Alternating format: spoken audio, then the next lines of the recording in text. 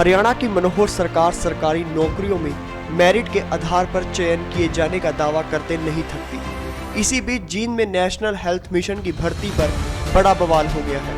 भर्ती को लेकर जींद से बीजेपी विधायक डॉक्टर कृष्ण मिड्डा और सीएमओ आमने सामने आ गए हैं। शिकायतकर्ता डॉक्टर संजय पवार का कहना है कि एएमओ की भर्ती में गड़बड़ी हुई है। उनके अनुसार उनकी पत्नी की स्थानीय बेसिक क्वालिफिकेशन और अनुभव के अंक तक नहीं लगाए गए, जबकि ये अंक लगाए जाते तो उनकी पत्नी मेरिट लिस्ट में पहले स्थान पर थी। उन्होंने इसकी शिकायत सिविल सर्जन को भी की है और आरटीआई के माध्यम से पूरी भर्ती प्रक्रिया की जानकारी मांगी है।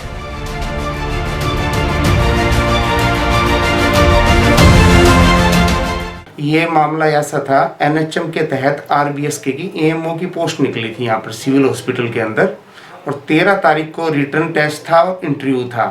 तो 13 तारीख को ही वहाँ पर यह डिक्लेयर हो गया था कि यहाँ पर एक फार्मासिस्ट है इनका, सीएमओ का खास परवीन नाम का लड़का, कि उसकी वाइफ का सिलेक्शन हो चुका है। मैंने विधायक जी को उसी टाइम मैंने अवगत करा दिया था कि ये तो सारा मामला धांधली का चल रहा है यहाँ पर। मैंने उसी टाइम करा दिया था। ये है तो 13 मार्च की बात है, 13 मार्च को पेपर हुआ था। 14-15 मार्च को मैंने विधायक जी को अवगत करा दिया था कि मैं धांधली चल रही है ये, ठीक है जी। उसके बाद ये रिजल्ट निकाला गया 18 तारीख को, और जो मैं आशंका थी कविता है जो इस कैंडिडेट का सिलेक्शन होगा, जो हमें उसी दिन पता चल गया था, वहाँ का माहौल देख के जो सीएमओ का जो रवैया था उसी का ही सिलेक्शन किया गया है इसके अंदर।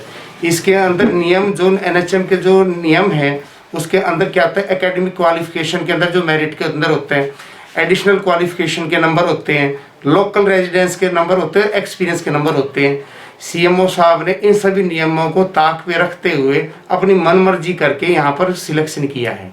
खामी मैं आपको बता रहा हूँ, एक तो जो एक्सपीरियंस का होता है, जो एनएचएम के अंदर एक्सपीरियंस का होता है नंबर, वो काउंट नहीं किए गए, क्योंकि हमारे वाले कैंडिडेट का 6.25 साल का एक्सपीरियंस था, दूसरे कैंडिडेट का था 2 साल का, 4 पॉइंट पीछे होते हैं, ठीक है ना। एक तो ये नहीं किया गया। सेकंड, वो सोनीपत की रेजिडेंट है और अपना है लोकल डोमिसाइल के जो नंबर लगने होते हैं वो नहीं लगाए गए। थर्ड, एडिशनल क्वालिफिकेशन हमारी तो रिफ्यूज कर दी, ठीक है ना, और उसकी एक्सेप्ट कर ली ताकि उसके एडिशनल पॉइंट दे दिए जाएं जो 5 नंबर का बनता है।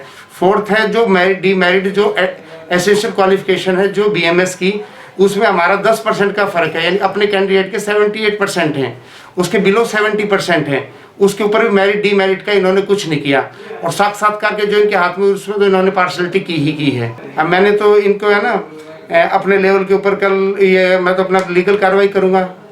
अभी मैंने क्या नाम आरटीआई लगाई है, एप्लीकेशन देकर आया हूँ सीएमओ साहब को, मैं उच्च अधिकारी को, डीसी साहब को आज मैं कंप्लेंट देने जा रहा हूँ। एएमओ की भर्ती में धांधली होने की शिकायत विधायक डॉक्टर कृष्ण मिड्डा के पास पहुंची तो उन्होंने इस बारे में जींद के डीसी को अवगत कराते हुए कहा कि वे इस फर्जीवाड़े को मुख्यमंत्री के संज्ञान में लेकर आएंगे। विधायक ने दावा किया कि उन्हें इस सिलेक्शन में फर्जीवाड़े का 18 मार्च को ही पता चल गया था, लेकिन परिणाम सामने आने पर उन्हें इस पर पूरा यकीन हो गया। हालांकि उन्होंने कहा कि इस बारे में उन्होंने पीड़ित व्यक्ति को सिविल सर्जन को भी शिकायत करने के लिए कहा है। ऐसा कोई वाद विवाद वाली बात ऐसी विशेष नहीं थी। कल मेरे पास कुछ सूचना आई, डॉक्टर संजय नाम का व्यक्ति आया कि उनकी वाइफ इस क्राइटेरिया को पास करती थी लेकिन उसको नहीं लगाया गया। पहले भी इसी तरह की कई शिकायत आई थी, तो उसके लिए कहा गया, तो मैं गया वहाँ पे, मैंने सीएमओ से बात की थी। मैंने जब ये बच्चा सारा क्राइटेरिया पास करता था तो इसको क्यों नहीं किया गया, इसकी जगह दूसरे को क्यों लगाया गया। लोकल होने के नाते भी जो क्राइटेरिया में मार्क्स मिलते हैं वो भी नहीं दिए गए, और डोमिसाइल और ये सब उन्होंने बातें सब बढ़ाई, तो ये बात उचित नहीं थी। ये सब बातें कही, सीएमओ ने कहा कि नहीं ऐसा कुछ नहीं है। हम लोगों ने उन्होंने सारे प्रूफ, जो संजय था उसने सारे प्रूफ रखे, उन प्रूफों के आधार पे मेरे को ऐसा लगता है कि कहीं ना कहीं उसने सीएमओ ने धांधली करने का काम किया। कि हम जनप्रतिनिधि हैं, हमें फ़ोन भी करने पड़ते हैं लोगों के कामों के लिए, और कहना भी पड़ता है। हम जनप्रतिनिधि, हम लोग काम के लिए कहते ही हैं, और फिर डिस्ट्रिक्ट लेवल के ऊपर हम लोग हैं और डिस्ट्रिक्ट पे अधिकारी हैं, अधिकारी को काम तो देखो कहना पड़ता है। देखिए, इसकी मैं तो यही कहूँगा कि इसकी पूरी कार्रवाई हो जाए। जो बच्चा है अगर वो वाकई में क्वालिफाई करता है तो उसको मिलना चाहिए, और उसके सब डॉक्यूमेंट्स जो हैं उससे ये क्लियर होता है कि क्वालिफाई करते हैं। और सीएमओ की तो पहले भी कुछ शिकायत आई हैं, और आप अगर सिविल हॉस्पिटल में रहते तो आपके सामने भी ये सब बातें पहले आपके संज्ञान में आई होंगी, और पीछे से भी कुछ ऐसा बताया जाता है कि कहीं ना कहीं सीएमओ की प्रॉब्लम ऐसी कुछ रही है। मैंने डीसी साहब के संज्ञान में बात डाल दी। अब डीसी साहब इसके ऊपर जो भी ये कार्रवाई कराएंगे और ऊपर ये मामला संज्ञान में मैं सीएम के संज्ञान में डाल दूँ।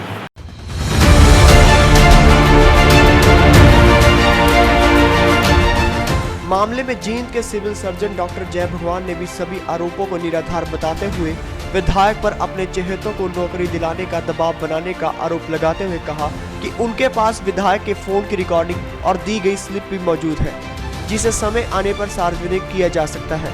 सिविल सर्जन का कहना है कि चयन प्रक्रिया की एक स्क्रीनिंग कमेटी का गठन किया जाता है, जिसमें कई अधिकारी बैठते हैं जो मेरिट के आधार पर सूची बनाते हैं। उसी कमेटी की चयन प्रक्रिया पर नियुक्त की गई है। सिविल सर्जन ने भर्ती को पूरी पारदर्शिता से करने का दावा किया है।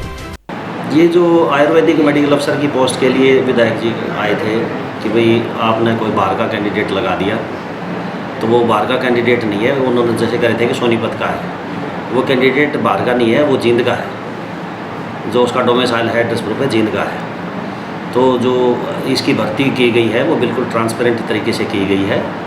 इसके अंदर कई कमेटियाँ बनी होती हैं। एक स्क्रूटिनी कमेटी होती है, एक प्रोफिशेंसी टेस्ट लेते हैं उसकी कमेटी होती है, एक इंटरव्यू कमेटी होती है और एक कंप्यूटर जो एग्ज़ाम लेते हैं उसकी कमेटी होती है। तो ये जो हम भर्तियां करते हैं इसके अंदर एक तो स्टेट से भी रिप्रेजेंटेटिव आते हैं। 3 स्टेट से रिप्रेजेंटेटिव आए थे। डॉक्टर वीरेंद्र अहलावत थे जो MD NHM में काम करते हैं, 3 वहाँ के एम्प्लॉय थे।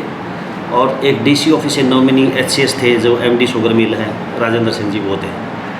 तो जो भी इस तरह की भर्तियाँ होती हैं उसमें हम वीडियोग्राफी कराते हैं और वीडियोग्राफी में ही सारा एग्ज़ाम चेक करते हैं और एग्ज़ाम लेते हैं। तो विधायक जी जो है अपने चहेतों को लगवाना चाहते हैं, मेरे ऊपर प्रेशर बनाना चाहते हैं, जिसके मेरे पास प्रूफ हैं, रिकॉर्डिंग भी हैं, उनकी पर्चियाँ भी हैं, व्हाट्सएप मैसेज भी, सभी प्रूफ हैं। तो विधायक जी धमकी देते हैं कि भाई अगर जींद में रहना है तो मेरे हिसाब से काम करना पड़ेगा। और वो कल भी आए थे यहाँ पे, जिसमें हमारे अस्पताल के भी कई कर्मचारी बैठे थे, सबके सामने कह रहे थे कि जींद में रहना होगा तो मेरे हिसाब से काम करना पड़ेगा। हाँ, तो यही इशू है कि भाई विधायक जी चाहते हैं कि जो भी नौकरियाँ लगे उनके कहने से लगे।